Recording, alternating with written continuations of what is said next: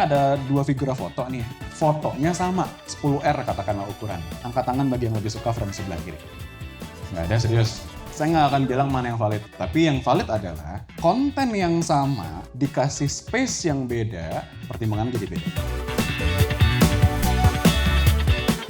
Biggest reason tuh kita tahu di industri itu butuh presentation ya. Yang sering atau tidak, tapi mostly switching di digital, jadi hampir semua agency khususnya itu lebih sering presentasi. Karena industri akhirnya menuntut seperti itu dan eranya sudah berubah. Semua digital dan dituntut semuanya harus cepat. Nah, presentasi itu penting. Especially gue di kreatif, banyak mimpi di kepala. Kita pengen ceritain semuanya. Saat mau ceritain semuanya, jadi semuanya jadi buru-buru. Karena presentasi itu kan berhubungan sama durasi. Kekurangan-kekurangan ini bisa di-note sama teman-teman di tendon, di-improve gitu dengan cara intonasi, dengan sebenarnya kita cuma fokus di poin-poin tertentu. Jadi ya akhirnya gue bisa introspeksi pemikiran gue untuk presentasi gitu. Aku tuh problem banget cari gambar, kayak bisa berjam-jam sendiri. Setelah aku ikut training, ternyata kan ada key principle-nya. Gambar tuh terakhir setelah konten kita udah benar-benar rapi, udah benar-benar sesuai gitu, ngebantu banget dengan cara aku tahu si flow-nya itu.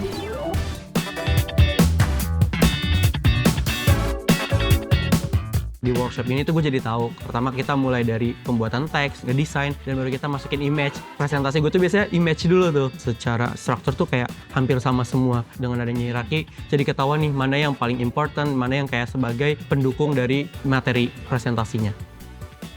Ini sebelah kanan, natural, sebelah kiri, scripted. Di sebelah atas, connect, di sebelah bawah, disconnect. Spektrum ini kita sebut dengan conversational fluency. Jadi ngukur seberapa teman-teman kalau ngomong dua ukuran. Satu, terdengar seperti kayak ngobrol, dan yang kedua adalah scripted. Target kita ngedorong teman-teman untuk ada di sini.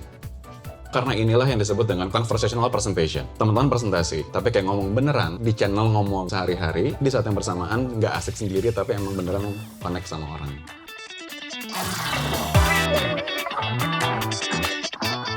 Sebelumnya tuh masih suka bingung gimana caranya menyampaikan satu atau dua poin slide tersebut ketika lagi mempresentasikan ke audiens. Connect tanpa adanya gesekan lah antara slide per slide. Itu aku belajar banyak tentang orange structure itu sendiri. Kedua adalah body gesture, how to use my hands untuk mengkomunikasikan apa yang ada di dalam slide aku kepada audiens. Membantu banget. Sesi yang seru sebenarnya ujung-ujungnya ya lifestyle presentation. Itu akhirnya nge-rap bahwa sebenarnya 2 hari ini kita bisa translate nggak sih?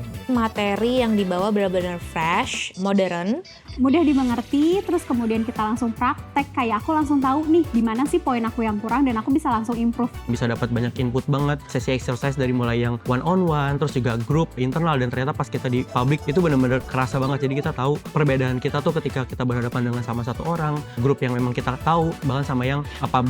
Dan menurut gue, presentasi is money, let's build it.